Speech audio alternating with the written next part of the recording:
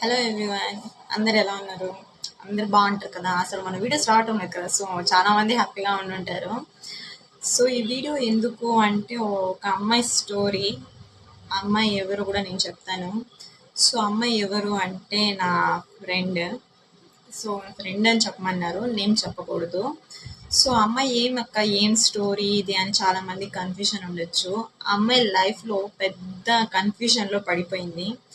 So అమ్మాయికి ఏం decision correct, ఏది రాంగ్ అని నేను కూడా చెప్పలేకపోతున్నాను. నాకు కూడా అసలు ఏం అర్థం కావటం లేదు. అసలు అమ్మాయికి ఏం సజెషన్ ఇవ్వాలి, ఏం ఆన్సర్ ఇవ్వాలి అని. సో అందుకే సరే మన వాళ్ళకి చెప్దాం, ఎవరైనా దీన్ని ఎక్స్పీరియన్స్ చేస్తుంటే వాళ్ళు ఏదైనా ఒక సజెషన్ ఇస్తారు కదా అని అమ్మాయి స్టోరీని అమ్మాయి పర్మిషన్ తీసుకొనే మీతో చెప్తున్నాను.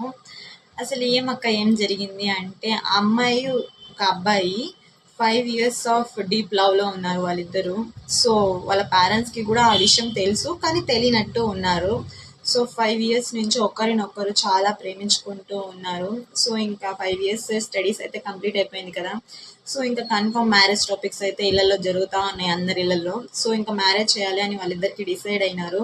సో అందుకు అమ్మాయి ఏం చెప్పిందంటే, నేను ఇలా ఒక అబ్బాయిని ప్రేమిస్తా ఉన్నాను అని చెప్పింది. వాళ్ళ పేరెంట్స్కి కూడా ముందే తెలుసు, కానీ తెలియనట్టు నటిస్తా ఉన్నారు అంతే. ఇంకా పిల్లల ముందర అలాగే ఉంటారు కదా. సో సరే అబ్బాయి జాతకం తెప్పించు అని వాళ్ళ మదర్ చెప్పారంట. సో అమ్మాయి వాళ్ళ అబ్బాయిని అడిగి జాతకం తెప్పించి ఇస్తే వాళ్ళ మమ్మీ ఆ జాతకాన్ని తీసుకొని పోయి ఒక పూజారి దగ్గర చూపించారంట. అంటే ఈ కాలంలో కూడా నమ్ముతారులేండి కొంతమంది జాతకాలు నమ్మే పెళ్ళిళ్ళు చేస్తారు కదా. సో సరే అని ఇద్దరికి మ్యారేజ్ చేయాలి కాబట్టి ఆ జాతకం చూపిస్తే ఆ పూజారి చెప్పారంట, వీళ్ళిద్దరికి అస్సలే మ్యారేజ్ సెట్ కాదు, చేసుకుంటే ఒకవేళ వాళ్ళ పేరెంట్స్, అబ్బాయి వాళ్ళ పేరెంట్స్కి ఏమైనా జరగవచ్చు అని చెప్పారంట. సో ఇద్దరికి ఫుల్ కన్ఫ్యూజన్ అయిపోయింది. ఇళ్లలో ఇలా చెప్పారు. సో ఇళ్లలో ఒప్పుకోలేదు. ఇంకా వాళ్ళిద్దరు మ్యారేజ్కి అస్సలే ఒప్పుకోను అని చెప్పేసినారు.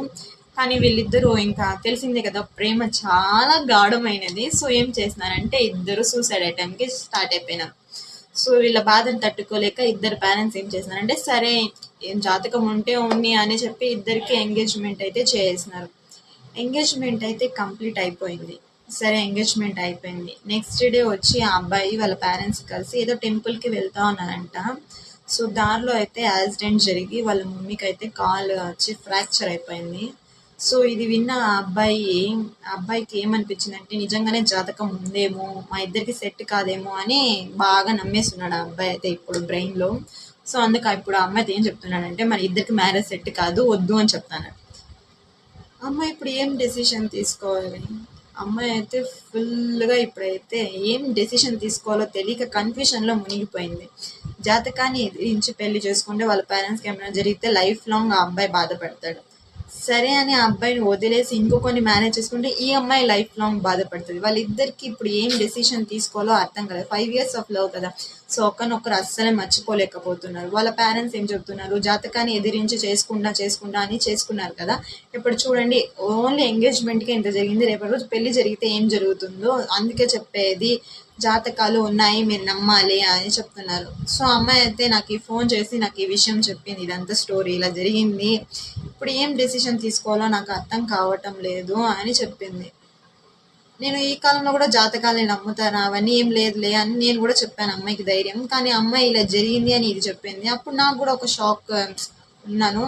అసలు నిజంగానే జరుగుతాయంట జాతకాలు. ఇప్పుడు అమ్మాయి ఏ డెసిషన్ తీసుకోవాలో అమ్మాయికి అర్థం కాలేదు. ఆ అబ్బాయిని వదిలేసి ఇంకొకరిని మ్యారేజ్ అస్సలే చేసుకోదు.